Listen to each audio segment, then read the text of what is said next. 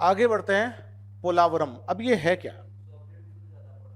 हम्म तो अब आपके साथ में देखिए, जब जब क्लासें खूब होती है तो आप कहते हो रिवीजन का टाइम नहीं मिलता। सब लोग, आप मतलब सभी लोग, अभी जब क्लास को से थोड़ा सा रिलीफ मिलेगा तो रिवीजन के टाइम को निकालो, रिवीजन हो जाएगा। 5 से 6 घंटे कम से कम। अभी आप 3-4 घंटे पढ़ पा रहे होंगे घर पे, है ना? उसको बढ़ाकर 10-12 घंटे कर लो घर पे। पढ़ने की हैबिट आपकी पड़ी हुई है, फिर 5-6 घंटे यहाँ पढ़ते हो, फिर उस पर तो वैसे कर लो।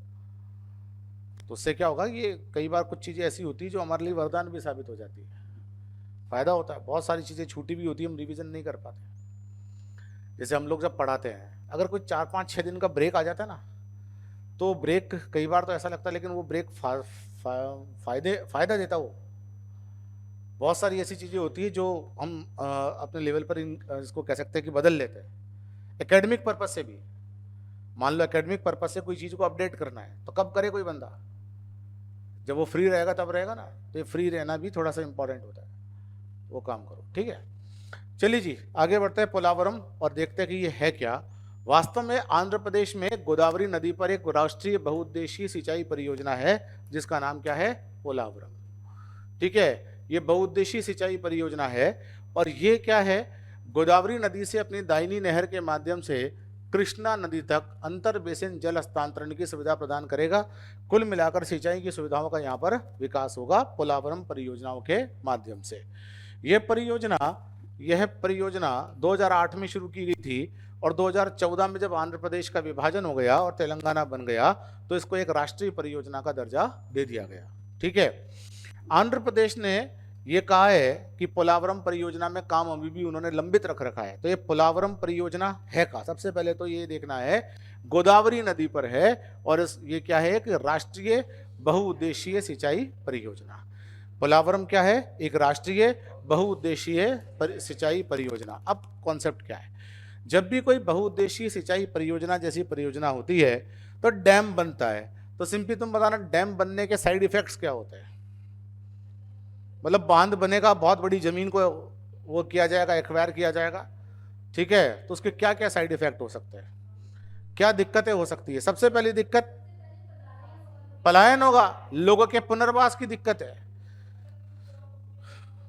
हाँ, अब मान लो कि कुछ जनजातियां वहां पे रह रही थी, उन जनजातियों का, बेचारों का क्या आजीविका थी कि आसपास की जमीन पर उनके छोटे मोटे खेत थे, उनमें खेती करते थे और निर्वाह कृषि जिसको बोलते हैं। निर्वाह कृषि का मतलब हुआ उत्पादन इतना करना है कि अपना निकल जाए बस काम, दैट्स इट। कौन से हम बिजनेसमैन हैं, है कि नहीं? उत्पादन इतना करो कि बस अपना काम निकल जाए, कौन सा हम बिजनेसमैन है? इतना काम करके वो छोड़ देते थे, इसको बोलते रहे निर्वाह कृषि। ये निर्वाह कृषि करने वाले लोगों को सरकार ने कहा कि आपकी लैंड को हम एक्वायर कर लेते हैं। लैंड एक्विजिशन करने के बाद में कहा कि अब आपको कहीं और बसा देंगे, पुनर्वास करवा देंगे। तो तुम बताना कन्हैया, जब पुनर्वास करवाया जाता है तो क्या शानदार 4 BHK फ्लैट दिया जाता है? क्या क्या दिया जाता है? आपको कहा जाता है कि यार वहां पर भी आप इसी कंडीशन में रह रहे थे, ऐसी जगहों पर आपको रहने के लिए जगह दी जाती है और वो भी प्रॉपर तरीके से पुनर्वास नहीं हो पाता, सबका नहीं हो पाता। कई बार पुनर्वास के नियम इतने सख्त होते हैं कि अगर आपने पहले अनऑथराइज लैंड पे कब्जा कर रखा था, मतलब मान लो पहले आप ऐसी जगह पे रहते थे जो ऑथराइज नहीं थी, तो क्या सरकार इसको बढ़ावा देने के लिए आपको ऑथराइज लैंड थोड़ी दे देगी? आपको कहेगी भाई आपकी लैंड है क्या, आप रह क्यों रहे थे यहाँ? समझ गए? मान लो आप सारे के सारे लोग उस नदी के किनारे रह रहे थे, है ना, जहां पर डैम परियोजना आई। पूनम से पूछा कि आपका जो घर बना हुआ है वो लीगल है? पूनम ने कहा हाँ, तो दिखाओ पट्टा। इन्होंने दिखा दिया, चलो तुमको देते हैं 20 किलोमीटर दूर एक घर, इसी 2 कमरों का, चले जाओ। ये चले गए। इनसे पूछा, इनका भी लीगल था। इनसे पूछा, इनका भी लीगल था। कलाम साहब वहां पर कब्जा किए हुए थे, है कि नहीं? कब्जा करने का मतलब हुआ कि इलीगल तरीके से, लेबर क्लास आदमी, भाई वहां आसपास रहने वाला और कौन है? इनसे पूछा दिखाओ पट्टा, इन्होंने कहा नहीं है पट्टा, तो गेट आउट, है कि नहीं? इनको कहा तो इन्होंने कहा भैया तो मैं 25 साल से यहाँ रह रहा था, है ना, मेरे 4 फादर्स यहाँ रह रहे थे। तो उनको कहा गया कि भाई आप सरकार से पहले बचे हुए थे, ये कोई गारंटी थोड़ी होगी कि जिंदगी भर बचे रहोगे। पकड़ में आ गए ना, चलो जाओ, जहां जाना है जाओ। ये है पुनर्वास की समस्या। पुनर्वास की समस्या क्या है? ये है। फिर आसपास आप लोगों ने लैंड वैंड खरीद रखी थी लीगल, एक इकोसिस्टम डेवलप कर लिया था, किसी ने छोटी दुकान खोल रखी थी, दुकान पर वो है, उस पर ट्रेड एंड कॉमर्स चल रहा था, आराम से जीविका चल रही थी। आपको कहिए कि ये गुमटी जो बनाई आपने, ये किससे पूछ के बनाई, इसका है कमर्शियल पट्टा है आपके पास में? बोला कौन सा कमर्शियल पट्टा? अरे घर के बाहर आपने दुकान निकाल ली और पूछ रहे हो कौन सा कमर्शियल पट्टा? तो बोले जी ये तो पिताजी भी इसी भी दुकान में बैठते थे, उनके साथ में बैठता था, फिर वो चले गए। कहाँ चले गए जी? सबसे ऊपर चले गए, और अब मैं बैठता हूँ, मेरा बेटा बैठता है। बोले ये सब काम बंद हो गया। ये है पुनर्वास की समस्या। सरकार कहती है कि तुमने पहले कब्जे कर रखे थे और अब कहती हो कि उस कब्जे की जगह पक्की जमीन दे दो कहीं पे। ऐसे कैसे दे दे? जिनके पास पक्का पट्टा है, इनके पास था दे दी, इनके पास था दे दी, इनके पास था दे दिया, इनके पास नहीं था नहीं देंगे। तो एक सामाजिक प्रॉब्लम उभरेगी ना कि जो आदमी 30 साल से वहां रह रहा था वो कहां जाएगा? जैसे कि कोई इंडस्ट्री में काम करने वाले लेबर्स को जब निकालता है तो इसका राइट है कि नहीं कि मैं निकाल दूं, लेकिन जब वो आदमी कहता है जिसको निकाला जा रहा है कि जी मैं कहां जाऊंगा, तो वो कहते हैं जी हमारी गारंटी है कि तुम कहां जाओगे। ये है सामाजिक समस्या जो इससे जुड़ी हुई है। अब ये जो पोलावरम परियोजना है, ये पोलावरम परियोजना सिर्फ आंध्र प्रदेश ही नहीं बल्कि छत्तीसगढ़ और उड़ीसा राज्यों के अंदर भी कुछ ना कुछ फायदा पहुंचाएगी। परियोजना की अनिवार्यता क्यों है? क्योंकि आसपास के जिलों के अंदर अगर आपको पानी पहुंचाना है, सिंचाई का डेवलपमेंट करना है, तो ऐसी कंडीशन के अंदर आपको परियोजना बनानी है, नहरें निकालनी पड़ेगी। इसके द्वारा जल विद्युत शक्ति का उपयोग किया जा सकता है ना, और आसपास पिकनिक स्पॉट डेवलप किए जा सकते हैं। इस पिकनिक स्पॉट से पर्यटन में इनकम होगी, यानी कि कलाम साहब को घर से उजाड़ कर वहां पर प्रॉपर दुकानें बनेगी जिनके लाइसेंस दिए जाएंगे। उन लाइसेंसधारियों को कहा जाएगा कि 10 लाख रुपए सालाना जमा करा दो, बिजनेस तुमको जो करना है करो। लाइसेंसधारी ने दुकान खोली और दुकान खोलने के बाद पानी की एक बोतल 50 रुपए की रख दी, क्योंकि वो 10 लाख भी तो निकालने हैं। आई बात समझ में? ठीक है। घूमने कौन जा रहा है? घूमने लोकल लोग नहीं, बाहर से लोकल सब लोग जा रहे हैं। जब सब लोग घूमने गए, प्यास लगी तो उसी दुकान पर पानी लेने पहुंचे। उसने कहा जी एक बोतल 50 रुपए की है, तो गालियां दे दी उसको, लेकिन खरीद तो ली। यही तो हो रहा है। आपको जानकर आश्चर्य होगा कि इंडिया में जो डीएमआरसी के अंदर दुकान है ना, मेट्रो से कौन कौन ट्रेवल करता है रेगुलरली? तो जब आप मेट्रो से ट्रेवल करते हो तो स्टेशन पे उतरते होंगे तो देखते होंगे कि वहां पर दुकानें अंदर ही। वो दुकानें जिन्होंने ली थी उन्होंने आगे दे दी किराए पे। मान लो मैंने दुकान का नीलामी में भाग लिया, मुझे सरकार ने कहा, दिल्ली सरकार ने, कि 15 लाख रुपए सालाना देना है, यहाँ पर आप ये चीजें बेचोगे। चीजें बेचने का भी लिमिटेशन है, क्या क्या बेच सकते हो। कपड़े की दुकान है तो कपड़ा ही बेचोगे, है ना। कुछ दुकानें ऐसी होती है जिसके अंदर कोल्ड ड्रिंक, पैटीज वगैरह सब मिलता है मेट्रो स्टेशन पे, है ना। तो अब मुझे वो दुकान चलानी नहीं थी, मैंने 15 लाख का पट्टा ले लिया। राजन मिश्रा ने मुझे कहा कि सर मैं दुकानदारी करना चाहता हूं, तो उसको बोला 30,000 महीने में ले लो। ठीक है। अब 30,000 महीने के अंदर मुझे कुछ लगाना नहीं। अगर मैं वो 15 लाख रुपए जो सरकार को मैं देता, प्लस साथ साथ में एक दिक्कत और आती। वो दिक्कत ये आती कि मुझे कुछ खर्चे भी होते, वो सारी चीजें खत्म हो गई। ठीक है ना। मेरे पास 40,000 रुपये महीने की इनकम आ रही है, ये वहां से 60 कमा रहे, 20,000 कमा रहे। वो दुकानदार बड़े अमीर लोग नहीं है जो वो बैठे हैं, उनके मालिक अमीर लोग हैं। तो ये आगे से आगे किराए पे चल जाता है मामला। तो ये सारी चीजें वहां पर डेवलप होगी। फिर अगर आप वहां पर जल विद्युत परियोजना बनाओगे तो बाढ़ पर नियंत्रण किया जा सकता है। साथ साथ में ऐसी स्थिति के अंदर प्रॉपर तरीके से विपणन सेंटर्स भी बनाए जा सकते हैं, मतलब नेविगेशन की सुविधा भी यहां से प्राप्त की जा सकती है। चिंता क्या है? सबसे पहला है, एक नाम ध्यान से देख लेना भैया, पुनर्वास के साथ साथ में ये कोंडा रेड्डी पीवीटीजी, कुछ याद आ रहा है? पीवीटीजी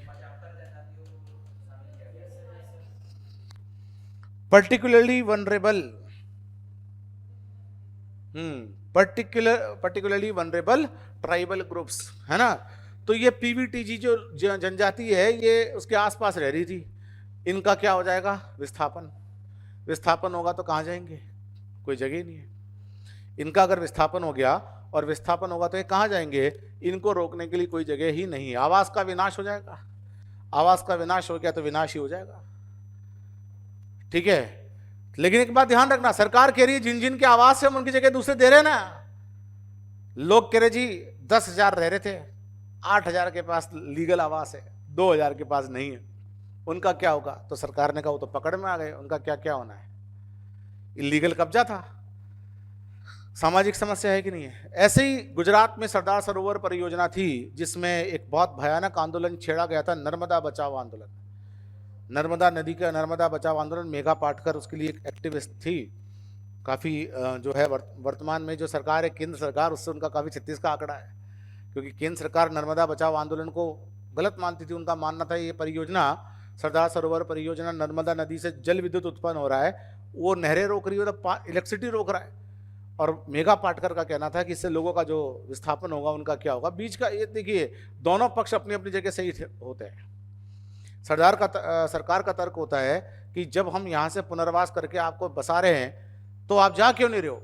वो लोगों का कहना होता है कि हम अपने पूर्वजों की जमीन छोड़कर क्यों जाए, आप जहाँ बसा रहे हो वहाँ इतने अवसर नहीं है। तो सरकार बोलती है भैया देश के हित में ये काम करना पड़ेगा।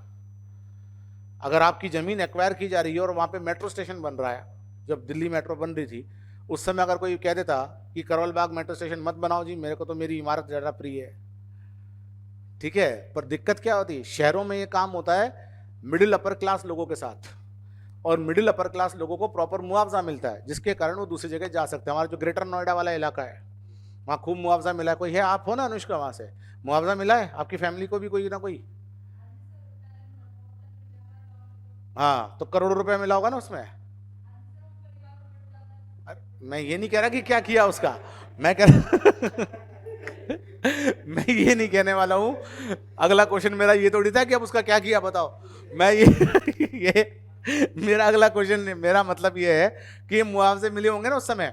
ग्रेटर नोएडा की सरकार ने खूब लैंड एक्वायर की है और उस क्षेत्र में रहने वाले लोगों का खूब मुआवजा मिला है, करोड़ों रुपए के मुआवजे है वो, ठीक है ना। वो मुआवजे जो है वो करोड़ों रुपए के मुआवजे है, और कई लोगों ने उससे अच्छी इनकम भी जनरेट करी है। कैसे? मान लीजिए कि आपने 4-5 गाड़ियां खरीद ली, उनको ओला उबर में चलवा रहे हो, है ना। अगर आप खुद चला रहे हो, मान लो कोई है तो उससे इनकम हो रही है, नहीं तो अगर आपने निकाल ली चलवा रहे हो। 3-4 छोटी गाड़ियां खरीद ली, एक खरीद ली फॉर्च्यूनर खुद के लिए, ऐसा भी हुआ है। उधर के मेरे बहुत सारे वो है जान पहचान वाले, वो इससे स्कॉर्पियो फॉर्च्यूनर से नीचे वाला काम नहीं है उनका। मैं कह ही रहा हूँ आपको, स्कॉर्पियो फॉर्च्यूनर से नीचे का काम नहीं है वहाँ पे। उधर एसएससी वगैरह की तैयारी कोई करता है, और अगर एसएससी क्लियर हो जाता है तो ये फॉर्च्यूनर स्कॉर्पियो वगैरह उसको मिल जाते दहेज में, है 2-2 कार, बाद में उसको जुड़वा लेता होगा फिर चलाता होगा। मैं बता रहा हूँ आपको जो सीन है वहाँ पे। मैंने बड़ा क्लोजली उस पूरे एरिया को ऑब्जर्व किया है, उस रीजन को। बहुत सारे मेरे स्टूडेंट्स और बहुत सारे मेरे जान पहचान वाले वहाँ उस रीजन के हैं, ठीक है। क्राइम है वहाँ, क्योंकि अब तो वहाँ सरकार दूसरी आ गई है, ठीक है। पहले क्राइम था कि नहीं था? तगड़ा वाला गैंगस्टर्स थे। हाँ, ये मैं नाम नहीं लेना चाहता था, जिन्होंने नाम ले दिया, ठीक है। ये चीजें थी, और लोगों के पास में अगर खूब पैसा आएगा तो ये जो होते हैं शानदार रिवॉल्वर वगैरह लोगों के पास में है कि नहीं, वहाँ तगड़े वाले है कि नहीं। तो ये कैसे हुआ? इसका जब बहुत तगड़ा मुआवजा जब मिल रहा है तो आपने क्या किया, कुछ गाड़ियां निकाल दी जो ओला उबर में काम कर रही, दूसरे काम कर रहे, एक फॉर्च्यूनर खुद के लिए रख ली, और भी पैसा आ गया, मतलब और भी पैसा पड़ा है, तो क्या करो, ये रिवॉल्वर लगाओ, यहाँ चलाओ, दबदबा बनाओ, ठीक है।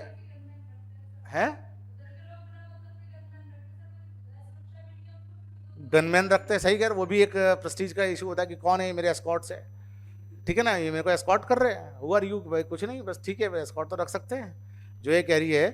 पर अब होता क्या है कि अब आप ऐसा करोगे, कोई आपसे फिरौती मांग रहा है तो फिर कोई ना कोई दुश्मनी हो ही जाती है। अगर किसी को पता लग जाए, जब भी तो उसने कह दिया सब में डिस्ट्रीब्यूट हो गया जी, पैसा वैसा तो है ही नहीं, ठीक है। तो मान लो अगर किसी को पता लग जाए कि इसके पास करोड़ों रुपया पड़ा है, तो भाई फिरौती विरौती मांगने वाला काम हो जाएगा, तो इनको फिर गनमैन रखने पड़ेंगे, ठीक है। तो ये पुनर्वास वाला जो चीज़ है वो बड़ी इंपॉर्टेंट है। और साथ साथ में ये देखने को मिला है कि कई जगह पर इसने कुछ सोशल प्रॉब्लम्स को भी जन्म दे दिया, जो मैं उधर बता रहा था। मुआवजे के पैसा आ गया करोड़ों रुपया। अभी एक बार बताओ राजन, अगर आपके पास में करोड़ों रुपया आ जाए और आप, ऐसा नहीं हो कि आप बहुत खूब खर्चीले टाइप के हो, फिर भी एक इनकम का सोर्स अपने आप जनरेट कर लोगे कि नहीं? 30-40-50 हज़ार रुपये महीना आ जाएगा कि नहीं आ जाएगा? किराए पे चलाओ, गाड़ियाँ खरीद कर किराए पे चलाओ। और ऐसी कंडीशन के अंदर आप क्या सोशियो इकोनॉमिक इंडिकेटर्स के लिए अंदर प्रॉपर काम करोगे क्या? सोशियो इकोनॉमिक इंडिकेटर का मतलब, मान लो आपकी शादी हो गई, उसके बाद बच्चों की पढ़ाई वढ़ाई पे प्रॉपर ध्यान दोगे क्या? देना कैसे पड़ेगा? आपके पास तो करोड़ों करोड़ों रुपया है। आपके बच्चे कहेंगे पापा पढ़कर क्या करना है? अरे ये तो वो सोचता है जो मिडिल क्लास आदमी होता है, जिसके पास असेट पड़ा है। समझ में आया ना? मैंने ऐसा ऐसा सीन देखा है कि एक आदमी की जेब में 10 लाख रुपए थे कैश, ठीक है। तो उसको जब ये बताया गया कि शिक्षा विक्षा से ऐसा होता है वैसा होता है, तो उसने यूं निकाले और ऐसे उसको कर दिए कि ये रही शिक्षा। जो चीजें आप उससे प्राप्त करने वाले हो जेब में लेके घूम रहा है, उसका कहने का मतलब ये है। अरे बिजनेस कहने का मतलब आपके पास एक इनकम का सोर्स बन गया, 50-60 हजार रुपये महीना आ रहा है, 1 लाख रुपए महीना आ रहा है। किसी ने बहुत सेटिंग कर ली, मकान बना दी, किराए पे चढ़ा दिए, महीना आ रहा है। आप अगर देखोगे तो 1-1, 2-2, 1.5 लाख रुपए महीना किराया आ रहा है लोगों के पास में, और बड़े प्यार से आ रहा है। रहने वाले जो है आउटसाइडर से वो आते, ये अंकल जी किराया लाओ जी, लाइट का बिल इतना लाओ जी, आओ जी, ऐसे ही आ रहा है सारा, है ना? आप विटनेस करना मेरे को अगर मैं गलत ऑब्जर्वेशन हो तो मेरा, तो वो किराया आ रहा है, 1.5 लाख रुपए किराया आ रहा है। आप ऐसी स्थिति में अपने परिवार के बच्चों की शिक्षा पे ध्यान दोगे क्या? बैठे बैठे 1.5 लाख का किराया आ रहा है। एक जमीन और है, वहां पर कंस्ट्रक्शन काम शुरू करवा रखा है, वहां पर किराया चढ़ाऊंगा, 5-7 लाख रुपए घर में आ जाएंगे। उसके बाद कौन सी शिक्षा, कौन सा women empowerment? Women empowerment upper middle class लोगों के अंदर देखने को मिल रहा है, उस जगह पर जहां सर्विस क्लास फैमिलीज है। सर्विस क्लास फैमिली के अंदर ये होता है कि अगर आप नौकरी कर रहे हो, आपकी पत्नी नौकरी कर रही है, आप बाहर जा रहे हो, 10 लोगों से मिल रहे हो, आपके ऑफिस में कई लड़कियां हैं, महिलाएं हैं जो काम करती है, आपको लगता है देखो कितनी मेहनती है, आपको अपने पत्नी के साथ में एक प्रकार से ऐसा लगने लग जाता है कि हाँ ये भी कुछ कर रही है, उसके प्रति सम्मान जागृत होता है, एक इकोसिस्टम डेवलप होता है। आपकी पत्नी जाती है, वो देखती कि दूसरे लोग जो है वो कितना मॉडरेट तरीके से है। समझ में आया कि नहीं आया? आप बदलने की कोशिश करते हो, भले ही आपका फैमिली बैकग्राउंड थोड़ा सा पीछे हो, फिर भी बदलने की कोशिश करते हो। कंजर्वेटिज्म डेवलप होता है कि नहीं होता है अगर घर बैठे पैसा आता है तो? बस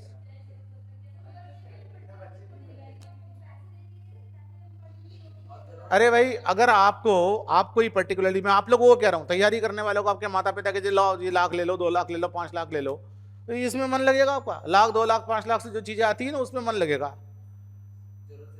हाँ, आज आप बाजार से जाकर कोई चीज खरीदते हो तो इस बात का ध्यान रखते हो कि नहीं सारे लोग कि भाई हमारी पॉकेट कितनी अलाउ कर रही है? किसी के पास अनलिमिटेड पैसा, अच्छा अब कुछ लोग होते हैं इसके फैमिली में पैसा भी हो मान लो, लेकिन एक लेवल आ गया, मैच्योरिटी आ गई, वो इकोसिस्टम पहले आ तो जाए, ठीक है? वो इकोसिस्टम आया नहीं। 8वीं 9वीं क्लास का लड़का रिवॉल्वर ले जा रहा बैग में रख के, यहां हुए बहुत सारे इंसिडेंसेस है कि नहीं? सहपाठी पे तान दिया, टीचर छुड़ाने आया तो एक उस पे तान दिया, ठीक है? तो टीचर ने कहा भाई लड़ो, कोई दिक्कत नहीं है, गोली चला दोगे यार, मेरा परिवार है, ठीक है? और किसने? 8th 9th के बच्चे ने। तो ये मुआवजे, ये समस्याएं भी पैदा कर देते हैं जो इस साइड में हुआ है, ठीक है? 2-3 चीजें यहां से अच्छे से पकड़नी है। क्या क्या? सबसे पहले पोलावरम, नाम से ऐसा लग रहा होगा केरल की कोई नाव है ना? नाम से क्या लग रहा होगा? हस्तशिल्प उद्योग वाला जो है, ठीक है ना? तो सबसे पहले पोलावरम परियोजना क्या है, कर लोगे ये काम, ठीक है? दूसरा, कौन कौन से राज्य इन्वॉल्व है? आंध्र प्रदेश, छत्तीसगढ़, उड़ीसा, अरे सुन रहे हो सारे लोग ऑनलाइन वाले। तीसरा, आपको ये देखना है कि एक राष्ट्रीय परियोजना का दर्जा इसको कब मिला? 2014 में, जब आंध्र प्रदेश विभाजन हो गया, तेलंगाना भी बन गया। उसके बाद ये देखना है कि बहुउद्देशीय परियोजनाओं की अनिवार्यता क्या है। ये एक ज्योग्राफी का और एक सिंपल इश्यूज है। इलेक्ट्रिसिटी जनरेट होती है, सिंचाई का प्रॉपर पानी मिलता है, आपको बहुत सारी दूसरी चीजें, बाढ़ों पर नियंत्रण होता है, नेविगेशन की सुविधाएं प्राप्त हो जाती है। इससे जुड़े मुद्दे, पुनर्वास का मुद्दा होता है, आवास का विनाश हो जाता है। लेकिन जो सबसे इंपॉर्टेंट है, जो मेरी नजर में सबसे इंपॉर्टेंट है, कोंडा रेड्डी। कोंडा रेड्डी जो जनजाति है, उस जनजाति के साथ जो जिसका जीवन इस नदी के साथ जुड़ा हुआ है, नदी के साथ जनजातियों का जीवन जुड़ा होता है कि नहीं? जल जंगल जमीन हमारा है, ईश्वर है।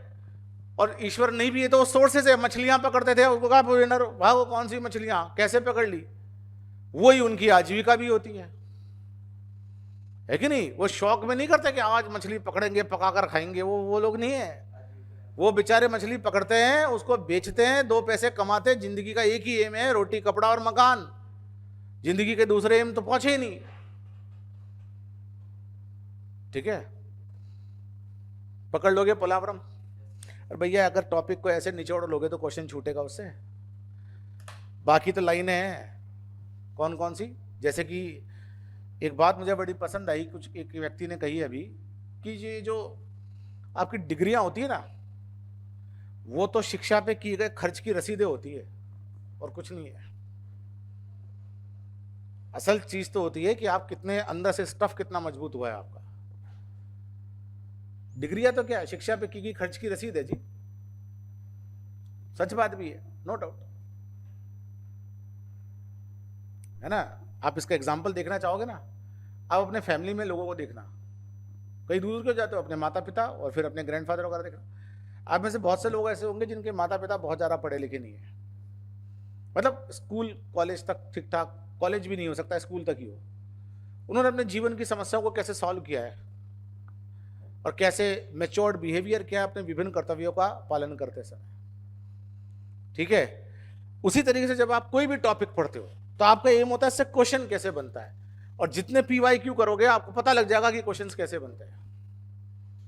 जब आप PYQ पर फोकस करते हो तो आपको पता लग जाता है कि इस पूरे सिचुएशन से क्वेश्चंस की फॉर्मेशन कैसे होती है। तो ये जो कोंडा रेड्डी वाला कॉन्सेप्ट है वो आपको बड़ा आसानी से क्लियर हो जाएगा। कोंडा रेड्डी याद रहेगा क्या है, ये जनजाति है। ठीक है, एक क्वेश्चन कर रहा हूं, लिखो क्वेश्चन। बहुत दिन हो गए ना, केवल एक और दो, बहुत दिन हो गए ना।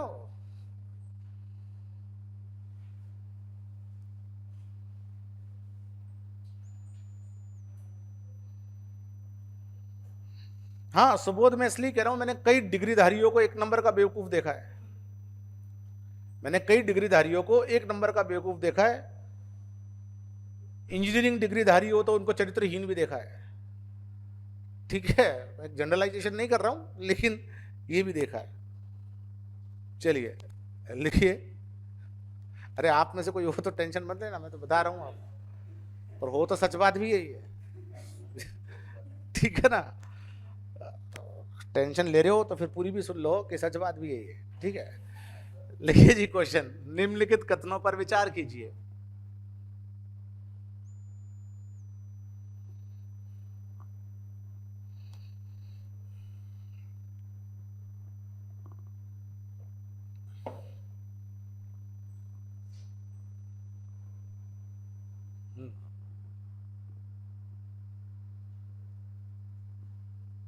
मर्म बड़ा गहरा है सर इसका, तो बिना गहरी बात अपन बोलते ही नहीं भाई। ठीक है, चलिए जी लिखे।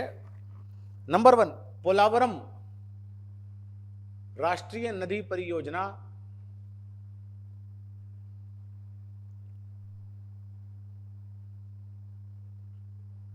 आंध्र प्रदेश, उड़ीसा,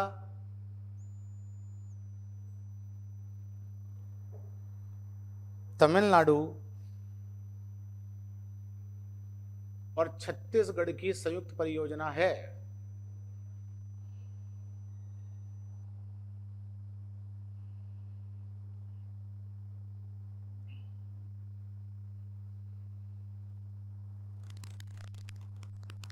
नंबर 2, कोंडा रेड्डी PVTG, कोंडा रेड्डी PVTG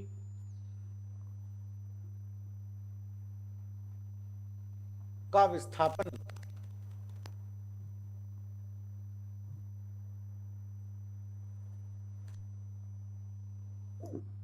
इस परियोजना से जुड़ा है।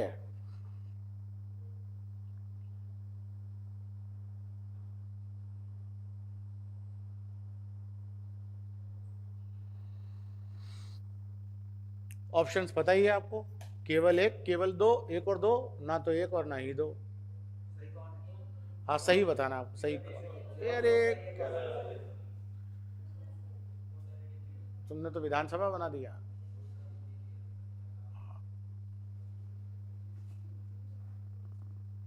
कोंडा रेड्डी टीबीटीजी का विस्थापन इस परियोजना से जुड़ा हुआ है।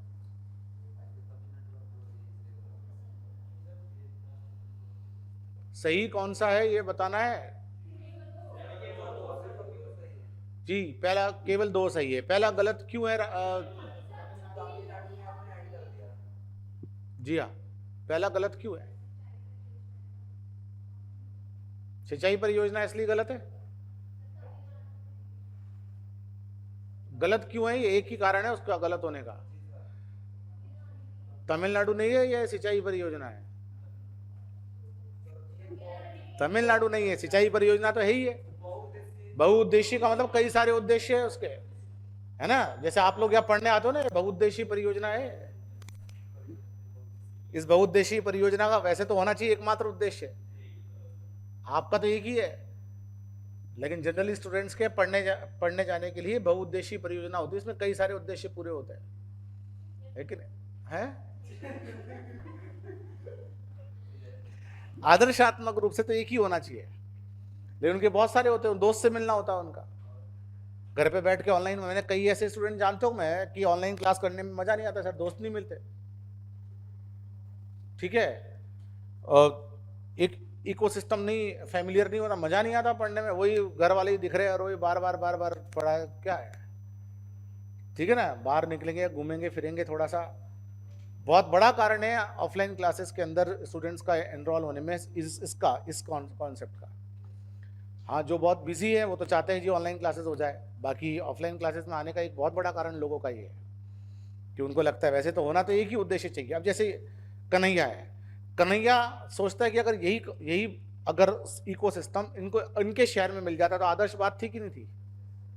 क्यों? क्योंकि इनकी लाइफ की प्रायोरिटीज दूसरी भी है, एक फैमिली मैन है वो, है कि नहीं। इस जीवन के इस उद्देश्य में ये कोई दोस्त बनाने के लिए नहीं निकले यहाँ। क्यों भाई? दोस्त बनाने नहीं निकले हो कि भाई दोस्त बनाने दिल्ली चलो, वो एक एक दिन ऐसे काट रहा, भाई कोर्स खत्म करो जल्दी चलो, तैयार सेलेक्ट होके चलो, मतलब एक सेक्रीफाइस वाली बात है। लेकिन ज़्यादातर लोग जो होते हैं वो तैयारी करने वाले, वो क्या करते हैं, वो सोचते हैं कि यार दोस्त भी बनेगा, कई सारे दूसरे काम भी होंगे जो घर में रहकर नहीं हो सकते हैं, वो बाहर होंगे, पार्टी होगी, है कि नहीं, बर्थडे होंगे लोगों के, केक कटेंगे, पार्टियाँ होगी, पार्टियों में कई तरह के काम होंगे, ठीक है, समझ में आया ना। घर में तो वही यही हलवा खिला देते हैं, है ना, बता के कहते केक नहीं काटना चाहिए, खराब बात है, उसमें नाम लिखा होता है, नाम कट जाता है, जीवन खत्म हो जाता है, फूक नहीं मारनी चाहिए, ले बेटा हलवा खा, ठीक है। यही काम करे तो 70 सालों तक यही थोड़ी करेंगे, बाहर निकलेंगे, केक काटेंगे, 12 बजे कार के बोनट पे रखकर केक काटेंगे, है कि नहीं। कई लोग करते हैं, मतलब वो भी है। हाँ, एक कई सारे केक जिसमें पूरा का पूरा नाम बन रहा है, केक काटेंगे, वहां गाना गाएंगे, रील बनाएंगे, है कि नहीं। तो भाई और टाइम मिला तो पढ़ भी लेंगे, ठीक है।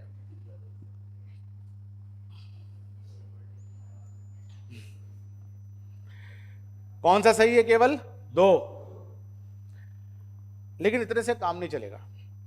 एक मेंस का क्वेश्चन आपको एक ब्रॉड वे में लिखना चाहिए, लिखिए।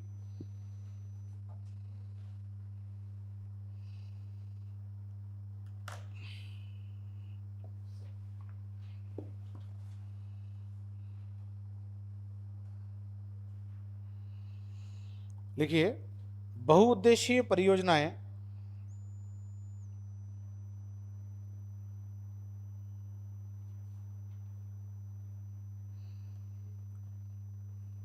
के सामाजिक आर्थिक दुष्परिणाम पर एक लघु टिप्पणी कीजिए। बहुउद्देशीय परियोजनाओं के सामाजिक आर्थिक दुष्परिणामों पर एक लघु टिप्पणी कीजिए। मतलब यहां पर आपको उसकी पॉजिटिव बातें नहीं बतानी है, दुष्परिणामों पर जाना है, लघु टिप्पणी करनी है। लघु का मतलब 150 शब्दों में है। अब ये क्वेश्चन केवल पोलावरम का ही नहीं है, ये क्वेश्चन एक ओवरऑल क्वेश्चन है। सारे बहुउद्देशीय परियोजनाओं के साथ ये होता है। अब देखिए, हमने टेनेसी घाटी, जो कि यूएसए के अंदर एक टेनेसी नदी है, आपकी जो हमारी महानदी परियोजना है, वहीं से तो प्रेरित है। वहां पर ये सोशल इम्प्लीकेशंस थोड़ी है उसके। अमेरिका में कोई है जो स्लम में रहता है? मैंने आपको बताया था शायद, मेरे एक फ्रेंड है वो क्या कहते हैं यूएस गया, वहां उसको बीच में गया गया बताया था, पानी एकदम ब्लू, ठीक है। उसने कहा कि मैं इतनी बार गोवा घुमाया ये सोचकर कि भाई बीच में जाऊंगा, लड़का राजस्थान का है, छुट्टियों में गोवा वोवा जाकर आया है, और वहां उसको लगा कि तो पोल्यूशन ही पोल्यूशन है, काला पानी एकदम। क्योंकि वहां जो लोग रह रहे हैं, मतलब जो वहां घूमने जाते हैं, वो भी क्या उनका बिहेवियर होता है। वहां पर देखो आप, वो कह रहे हैं कि अगर सच में जो हम सुनते हैं ना कि सागर का पानी ब्लू होता है, वो देखने को मिला वहां। हमारे अगर आप अरेबियन सी जो मुंबई में या गोवा में अगर आप चले जाओगे तो आपको ब्लू पानी नहीं मिलेगा, काला सा मिलेगा वहां, ठीक है ना। तब उस गायक पे शक होता है जो लिखता है कि आज वाटर है ब्लू ब्लू ब्लू, ठीक है। तो कहते झूठा है, कहां देख कर आया ये, हमको तो दिखता नहीं कभी ब्लू वाटर, ठीक है ना। है ना गाना है ना ब्लू वाला, ठीक है।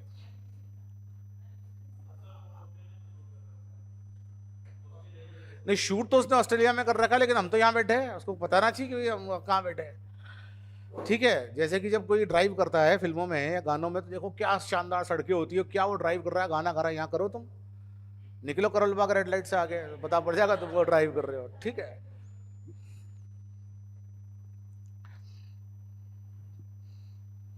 दुबई में है, दुबई तो पूरा मैन मेड सिटी है ना भाई। आपको पता है कि इन्होंने पानी भी आर्टिफिशियली निकाल रखा है समुद्र को खोद के। दुबई पूरा मैन मेड सिटी है,